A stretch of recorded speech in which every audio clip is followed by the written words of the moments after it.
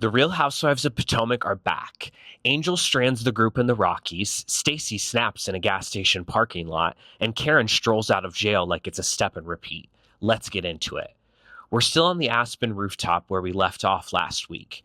Angel unveils her grand finale to this disastrous trip, a fly fishing excursion. Gizelle shuts it down and yanks the steering wheel of the trip out of Angel's hands. Then she starts telling lies. Making sure that all the ladies are happy. That is what I do. On the flight back to Denver, everyone's exhausted and accidentally honest. I don't know anyone I love more than myself. Bold claim from someone who let Greg clown her with a photo frame. If that's self-love, the bar is in the basement. In the car from the airport, Angel decides this is the perfect time to finally open up. Hey, here's something you guys don't know about me. I don't like fish.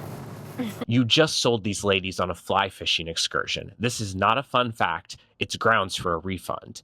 The ladies reach the Four Seasons. Ashley points out the exhibitionist shower and tub like a late-night HGTV host. They gather around the piano for what production thought would be a wholesome group moment. Instead, it sounds like the talent show at an underfunded middle school. The next morning, everyone at the Four Seasons looks 10 years younger. Even Stacey admits Gizelle saved the trip. The plot twist, Angel, Tia, and Kay never came back from retrieving their bags at Angel's. Gizelle says Angel texted that they'll meet them at the fly fishing spot before they head straight to the airport. The water issues are fixed, but the schedule is chaos. 2 cars pull out of the Four Seasons for the hour and 46-minute drive. Car 1, Gizelle, Ashley, and Monique, and Car 2, Wendy, Stacey, and Jassi. In Gizelle's car, they're trauma-bonded and chatty. Ashley, Dollar Store Nancy Drew, brings up Wendy's theory that Angel was the source of rumors getting back to Chris. Then she outs herself as the first one who asked Chris if he was hooking up with Stacey. Monique is stunned she never mentioned that part. Even Gizelle looks impressed at that level of half-truth. In the other car, Stacey tells Jassi she was hurt seeing her kiki with Charisse. Jassi apologizes but points out she was meeting Charisse for the first time. I can't go around being super upset with everybody who comes for Stacey. I wouldn't have any friends. She drops the real issue. Stacey wasn't coming to her wedding until she knew Wendy and Ashley were going. Stacey blames a busy business launch, but Jassi reminds her the wedding date came first. If your friend is getting married, you'll be at your friend's wedding.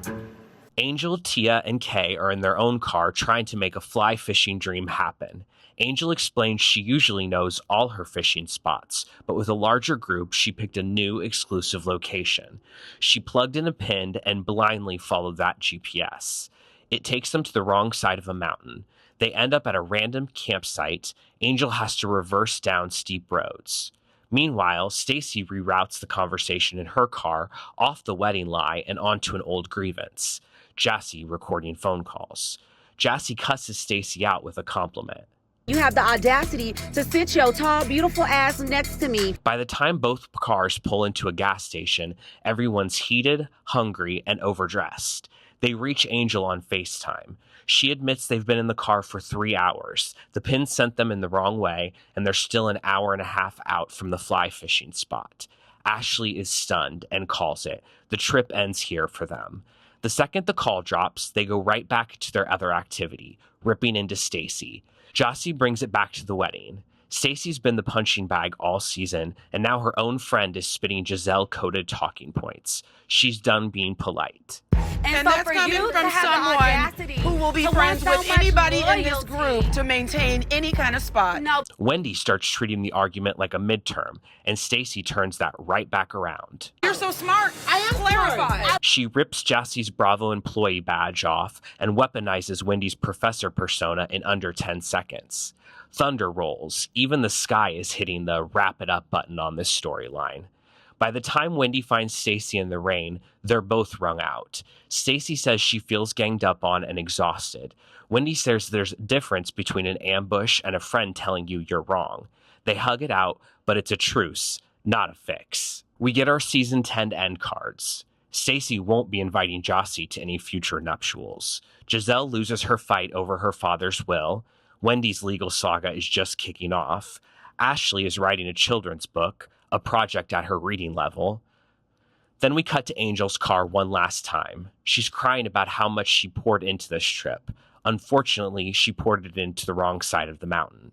Tia rubs her back. Kay says she did her best, but even they know you can't spin lost for 3 hours into a win. More end cards. Kay rebrands no wedding date as a lifestyle choice. Tia's update is a snooze. Angel and Bobby bought a $2 million house in Potomac, and notably, Tia was not their agent. Gizelle gets in the last word.